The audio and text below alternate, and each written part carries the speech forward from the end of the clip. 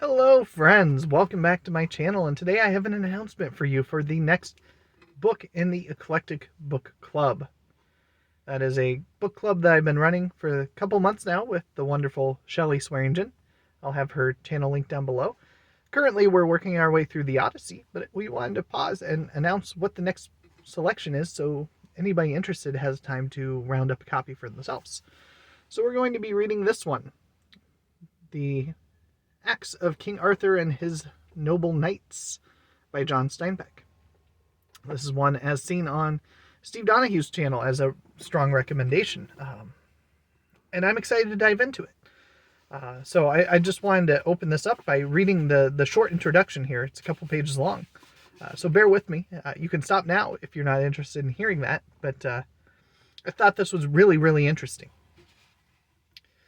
Some people there are who, being grown, forget the horrible task of learning to read. It is perhaps the greatest single effort that the human undertakes, and he must do it as a child.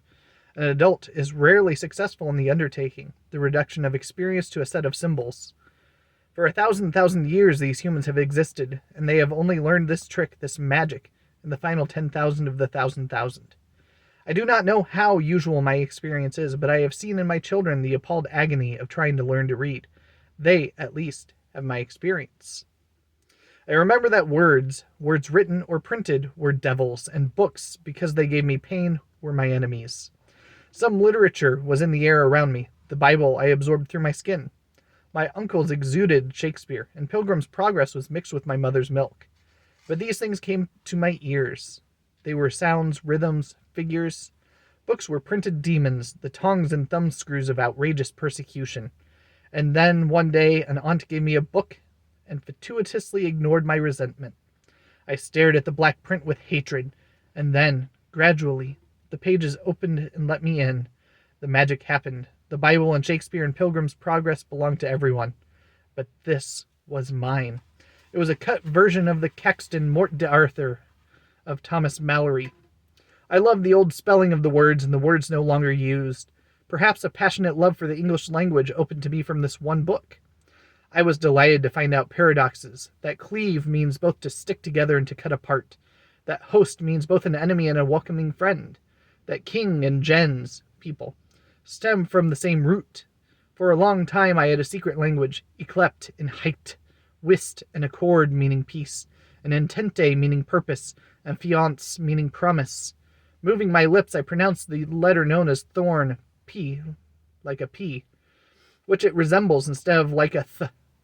But in my town, the first word of ye old pie shop was pronounced ye, so I guess my betters were no better off than I. It was much later that I discovered that Y had been substituted for the lost thorn. But beyond the glorious and secret words, and when the child is born, let it be delivered to me at yonder privy postern unchristened. Oddly enough, I knew the words from whispering them to myself. The very strangeness of the language did me enchant, and vaulted me into an ancient scene. And in that scene were all the vices that ever were, and courage and sadness and frustration, but particularly gallantry. Perhaps the only single quality of man that the West had invented. I think my sense of right and wrong, my feeling of noblesse oblige, and any thought I may have against the oppressor for the oppressed, came from this secret book. It did not outrage my sensibilities as nearly all the children's books did. It did not seem strange to me that Uther Pendragon wanted the wife of his vassal and took her by trickery.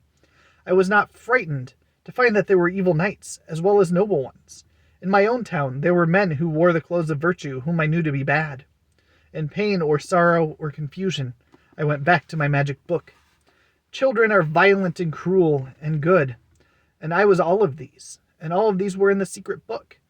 If I could not choose my way at the crossroads of love and loyalty, neither could Lancelot. I could understand the darkness of Mordred because he was in me too, and there was some Galahad in me, but perhaps not enough. The Grail feeling was there, however, deep planted, and perhaps always will be.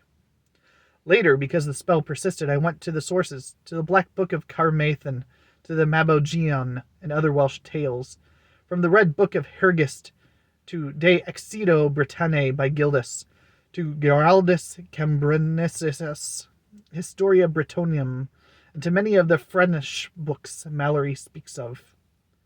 And with the sources I read the scholarly diggings and scrabblings, Chambers, Sommer, Golansk, Saintsbury, but I always came back to Mallory, or perhaps I should say to Caxton's Mallory, since that was the only Mallory there was until a little over 30 years ago.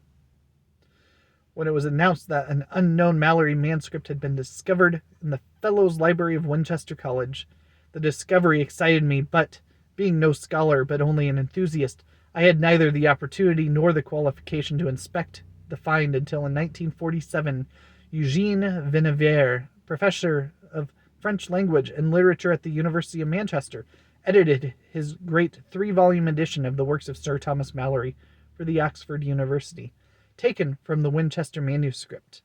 No better man could have been chosen for the work than Professor Vinevier, with his great knowledge not only of the French books, but also of the Welsh, Irish, Scottish, Breton, and English sources. He has brought the work beyond his scholarly approach, the feeling of wonder and delight so often lacking in a schoolman's mythology. For a long time I have wanted to bring to present-day usage the stories of King Arthur and the Knights of the Round Table. These stories are alive even in those of us who have not read them. And, in our day, we are perhaps impatient with the old words and the stately rhythms of Malory. My own first and continuing enchantment with these things is not generally shared.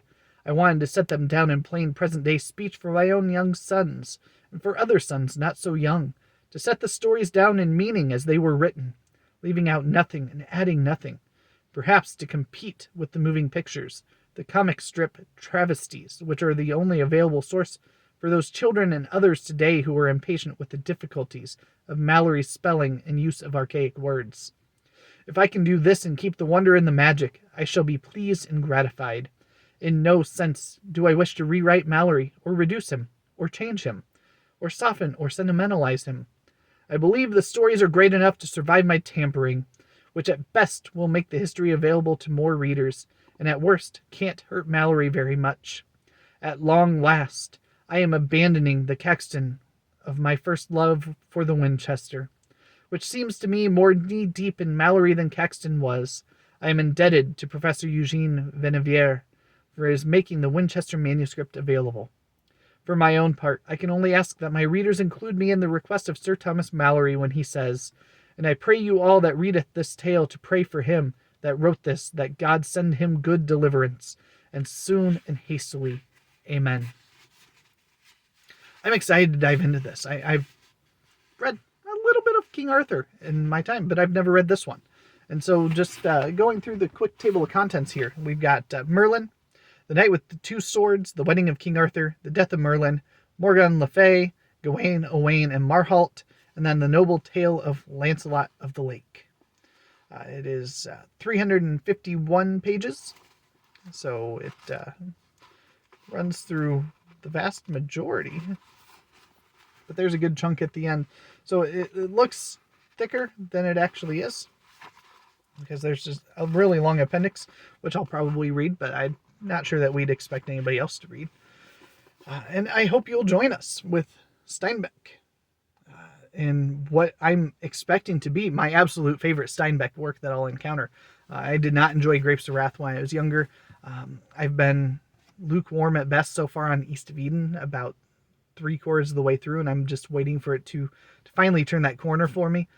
But this, I know, will be delightful for me, and I hope it'll be delightful for you too, because King Arthur and his stories are just fantastic ones. And yeah, so be sure to check out Shelley's announcement as well over on her channel, where I'm sure she has absolutely delightful things to say as well. And thank you